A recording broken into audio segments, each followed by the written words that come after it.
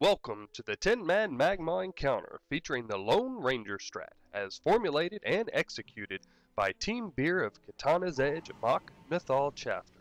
I am, or would like to pretend to be, your favorite functioning alcoholic, CLD Nails. Not Sid or Cold Nails, but CLD Nails. Now, before we get started, be warned, this color commentary could be considered not safe for work, unless you work in a dick factory or smack supply shop. Moving on, let's start talking about Blizzard's 10-story phallus idol, a Magmaw. I'll first discuss Magmaw's key abilities, which besides being a royal pain in the ass, can also be a royal penis. To defeat Magmaw, you must first understand how to handle a dick.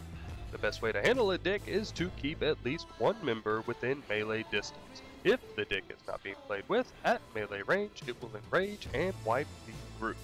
Next, Magmaw will spit, spunk, and spew a towering inferno and splash of magma seed on a ranged player. This will then spawn sperm, which will follow the member with the highest aggro around the room. And if the little swimmers reach their target, they will infect, nay, impregnate that party member, spawning even more baby Magmaw sperm. The best way to handle a giant purple-headed throbber is to, that's right, jump on top and tongue punch it in the head until it goes limp. But right before it slumps into submission, Magmaw will give half the room a facial, which must be avoided at all costs. At this point, my likening of Magmaw to a male member will end, because the idea of a spike going through the tip makes my Johnson & Johnson twitch. Shiver me timbers. How to bring this dick down. We succeeded in minimizing the threat of rogue sperm impregnating members by keeping everyone but a single hunter in melee range. A single tank was placed on the far left, facing Magmaw away from the rest of the group, and healers, casters, and everybody else on the right-hand side. The solo hunter in the back of the room, or Lone Ranger, was responsible for avoiding Pillar of Flame, aka Spunk Blast, which would then spawn lava parasites, aka Magmaw sperm.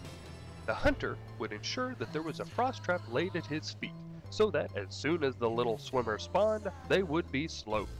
At this point, the ranged would turn and nuke the little guys like spermicide.